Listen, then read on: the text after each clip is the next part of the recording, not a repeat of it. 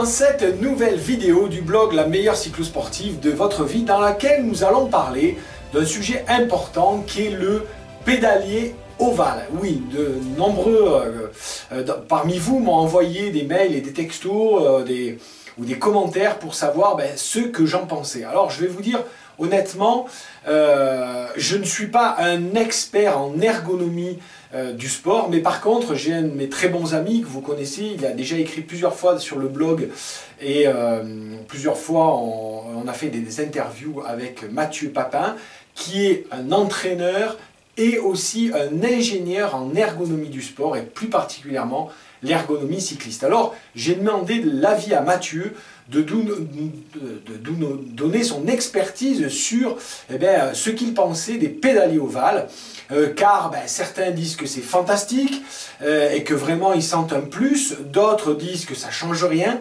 certains leur disent au contraire que ça leur brûle les jambes et que ça les éclate, et puis enfin beaucoup disent que c'est une grosse arnaque qui coûte de l'argent.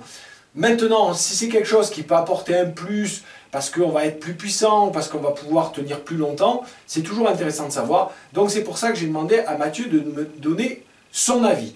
Alors, je ne vous lis pas là son mail, mais voilà ce qu'il dit en substance. Mathieu dit que toutes les études qui ont été faites sur les pédaliers ovales montrent que s'il y a une amélioration, car moi personnellement j'ai lu beaucoup d'études qui montraient qu'il n'y avait aucun impact objectif sur les pédaliers ovales, mais Mathieu me dit qu'il peut y avoir une amélioration sur un effort de courte durée, style course de côte ou contre la montre, parce que effectivement, le coup de pédale est optimisé dans le sens où, à l'endroit le plus fort, c'est-à-dire du haut du coup de pédale jusqu'à peu près à l'horizontale, quand vous avez la pédale à l'horizontale, c'est là où vous avez le plus de force et c'est là où le pédalier prend le plus la chaîne et va développer le plus de puissance. Donc effectivement, selon Mathieu, ça optimise la puissance de votre coup de pédale,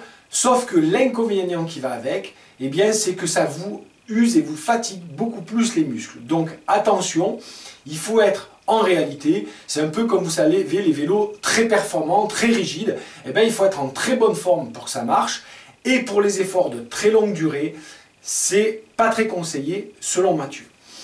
Moi je vais vous donner le point de vue du préparateur mental qui va vous dire la chose suivante. Moi je trouve que l'impact global n'est pas extrêmement prouvé. Par contre, ce qui est sûr, c'est que l'impact psychologique, c'est évident. C'est-à-dire que quand vous achetez un nouveau matériel, vous vous faites plaisir, vous vous récompensez, et pendant quelques temps, rien que l'impact psychologique de vous sentir mieux, vous avez l'impression que vous êtes plus puissant, que vous avancez mieux, etc.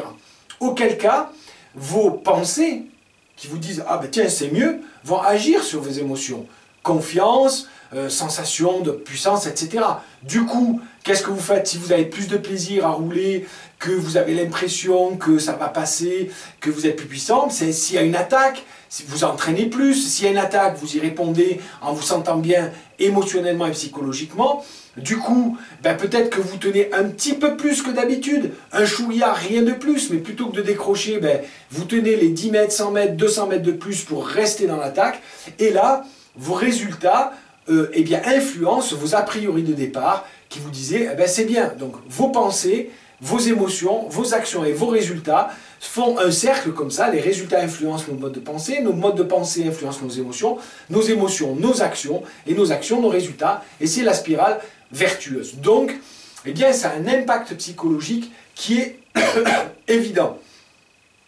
Est-ce que ça vaut le coup financièrement ou pas? C'est à vous de faire la balance, de faire le choix, de vous dire est-ce que j'investis cette somme-là? Moi, le conseil que je vous donne, c'est si vous voulez vous faire plaisir à acheter un beau pédalier ou n'importe quel autre bel objet, d'accord, ne mettez pas votre succès entre les mains des objets, mais si vous voulez vous faire plaisir, vous récompenser, donnez-vous un challenge. Dites-vous, tiens, si je réussis à perdre 3-4 kilos avant l'été, si je réussis à monter cette côte-là en 5 minutes de moins, si je réussis à m'entraîner régulièrement pendant 4 semaines ou 6 semaines, etc., etc. Donnez-vous un challenge avec une récompense à la fin. Et ça, c'est vous développez un état d'esprit de champion. Parce que l'état d'esprit des champions, c'est de se récompenser chaque fois qu'on fait quelque chose de bien. Et là, vous développez l'esprit de la gagne. Alors, je sais qu'en France, c'est pas bien vu de dire « Ah, mais qu'est-ce que c'est mercantile, c'est infantile, etc. » Mais ceci dit, si chaque fois que vous gagnez, même un petit succès, vous envoyez à votre cerveau le message de « c'est sympa, c'est agréable, j'ai quelque chose de gratifiant », eh bien votre cerveau va psychologiquement vous influencer pour faire des choses dont vous êtes fier et donc vous développez le mental de la gagne. Que ce soit juste parce que ce matin vous avez réussi à faire 4 exercices avant de vous laver, parce qu'aujourd'hui vous avez réussi à mettre un sucre de moins ou à prendre un dessert de moins, récompensez la moindre petite victoire et là vous développerez un mental de champion. Alors si vous faites quelque chose d'un peu plus important, vous voulez vous offrir un pédalier ovale, faites-le et comme ça vous motivera à avoir un mental de champion. Mais vous le savez, vos progrès sont d'abord dus à ce que vous investissez en vous-même plutôt qu'à ce que vous investissez dans votre matériel. Je vous dis à très bientôt dans une prochaine vidéo. N'hésitez pas, si ces vidéos vous plaisent, à les diffuser sur Facebook, à vos amis, par mail, par Google+, par Twitter, tout ce que vous voulez. Et moi, je vous dis à très bientôt sur une prochaine vidéo. À vous de jouer!